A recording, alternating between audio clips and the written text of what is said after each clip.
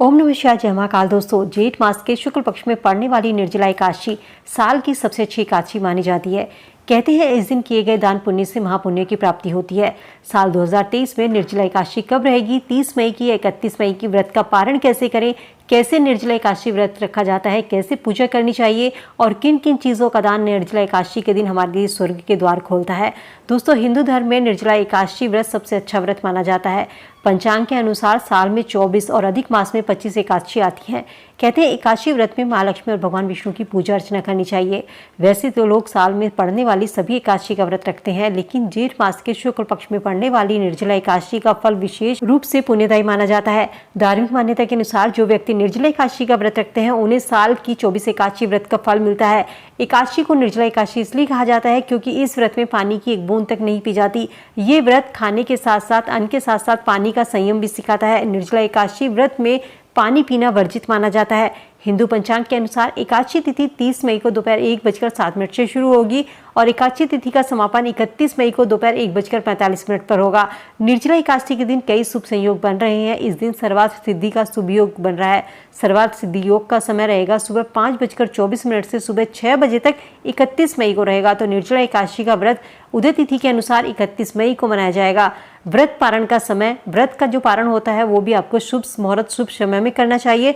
तो व्रत का पारण 1 जून को किया जाएगा। व्रत पारण का शुभ मुहूर्त 1 जून को सुबह 5:24 से सुबह 8:10 तक का रहेगा। इस समय आप अपने व्रत का पारण कर सकते हैं।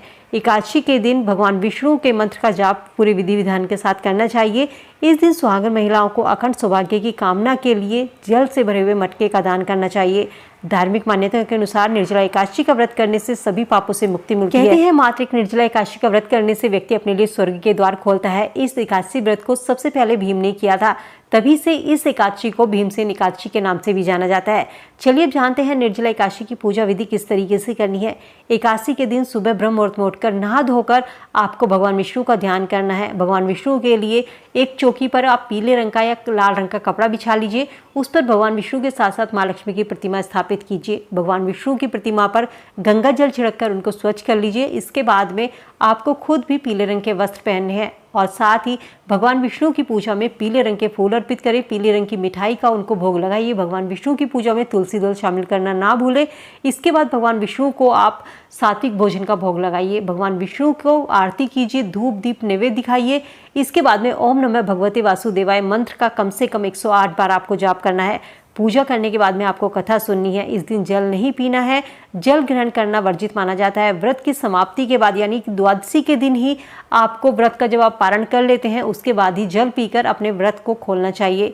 कहते हैं द्वादशी के दिन सुबह नहा धोकर सूर्य भगवान को 1 लोटा जल अर्पित करने के पश्चात में ब्राह्मणों को भोजन कराने के पश्चात, ब्राह्मणों को दान करने के पश्चात व्रत का पारण एक तुलसी दल को निगल करके पानी के साथ में तब आप व्रत को अपना पारण कर सकते हैं। इस तरीके से व्रत पूरा होता है। बहुत से लोग क्या करते हैं, कहते हैं रात 12 बजे के बाद अगला दिन शुरू हो जाता है तो वो रात 12 बजे के बाद जल पी लेते हैं, लेकिन ऐसा करने से आपका निर्जला व्रत पूरा नहीं होता। तो निर्जला एकादशी के व्रत में द्वादशी के दिन सुबह जल देकर भगवान को, उसके बाद ही ब्राह्मणों को भोजन करने के पश्चात अपने व्रत का पारण कीजिए, तभी आपका व्रत पूर्ण होता है। और इसके नियम बहुत कठिन होते हैं क्योंकि एकादशी तिथि एक दिन पहले शाम से शुरू हो जाती है, यानी कि दशमी की शाम से शुरू हो जाती है। जैसे कि मैंने आपको बताया 30 मई को दोपहर से एकादशी तिथि आरंभ हो जाती है।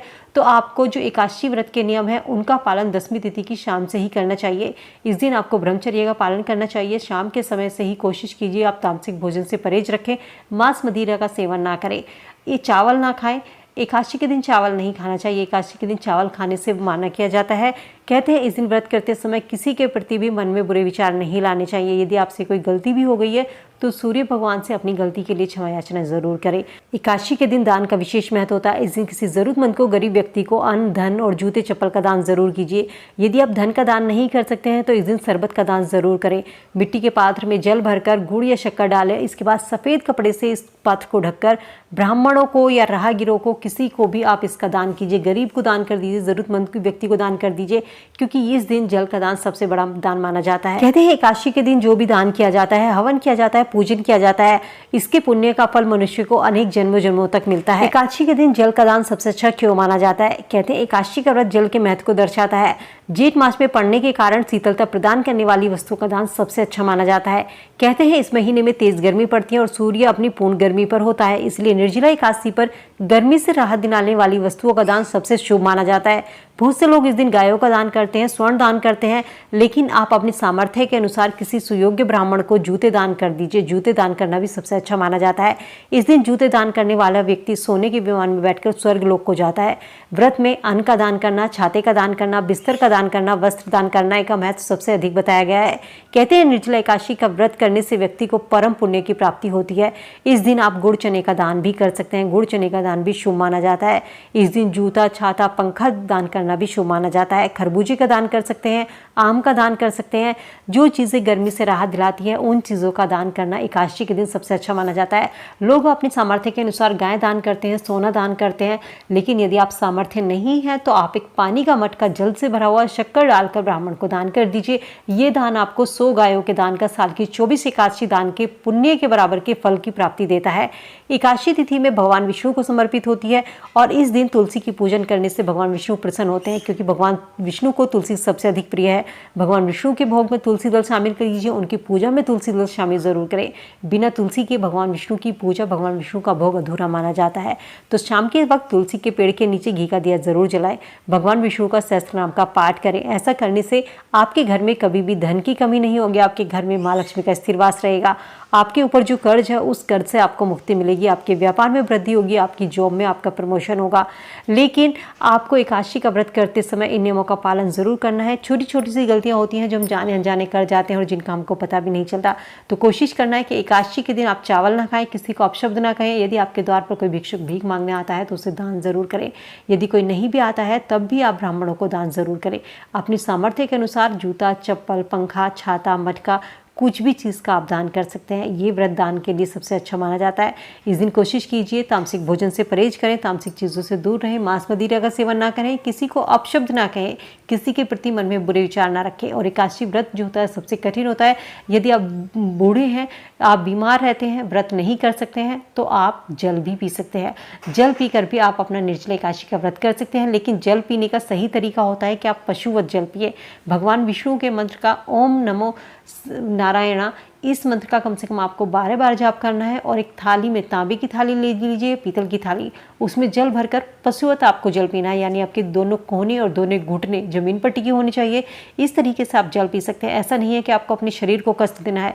यदि आपके प्राण संकट में पड़ जाए या आपकी जान पर बात बनाती है तो आप अपने व्रत जो है निर्जला एकादशी का जल पीकर भी व्रत को कर सकते हैं।